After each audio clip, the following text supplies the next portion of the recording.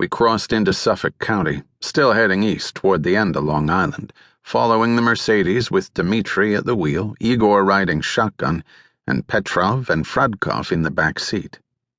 Possibly this was a wild goose chase to draw half the team away from the Russian UN mission. Our Bureau core radios and our handhelds didn't work out here, but our Nextel radio feature did, so I blinged the other half of my surveillance team who was still on 67th Street, but they had nothing unusual to report. Kenny Heeb, who was my assistant team leader, also informed me that no one at 26 Fed was able to ID Igor from the PD surveillance tape, but they were working on it. The FBI never sleeps, but things move a little slower on weekends and holidays. I let my team know we were in Suffolk County following the target and would not be returning to their location for a while, if at all. I also advised Kenny to request an additional team to make sure the mission was covered. We were now beyond comfortable commuting distance to Manhattan, and the suburbs began to thin out. I looked at the fuel gauge and saw we could make it all the way to Montauk Point if we had to.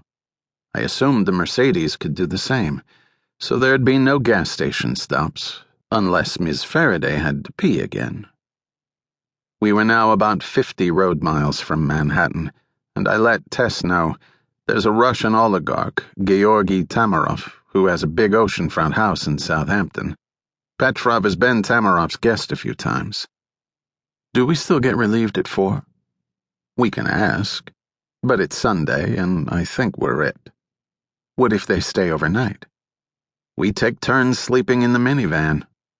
I asked her, haven't you been doing this a while? I never did an overnight. She informed me, Grant is flying in tomorrow morning. I reminded her, we are protecting the homeland. Sometimes the hours are not convenient. Don't be sarcastic. Are you sure you want this job? I am.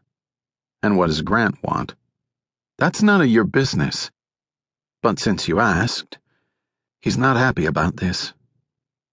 I'm disappointed in him. She thought a moment, then said, I'm sure it's easier if both spouses are in the same business. I didn't reply. A few miles later, she asked me, am I making a mistake? I mean, about wanting to be an FBI agent? Look inside. Your inner light will guide you. That's stupid. That's correct.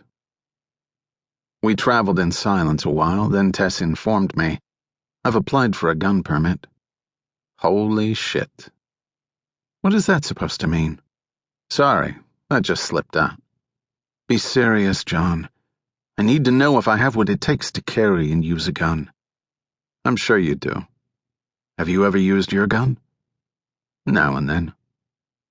Did you ever, shoot anyone? What do you hear? I heard you were shot 3 times. All on the same day. Did you get them? No. Do you want to talk about this? Not at this moment. Okay. She asked me, do you have any tips? I mean, for when I go to Quantico and take the pistol qualification course. You'll do fine on the Q course, but here's a tip for when you're going to a real gunfight. Borrow money from the agents with you. It gives them an added incentive to protect you. She laughed. Remember, I continued helpfully, anything worth shooting is worth shooting twice. Ammo is cheap, and if your shooting stance is good, you're probably not moving fast enough. Tess nodded, then glanced at me. I went on. When approaching a suspect, watch their hands. Hands kill. In God we trust. Everyone else, keep your hands where I can see them. Be polite.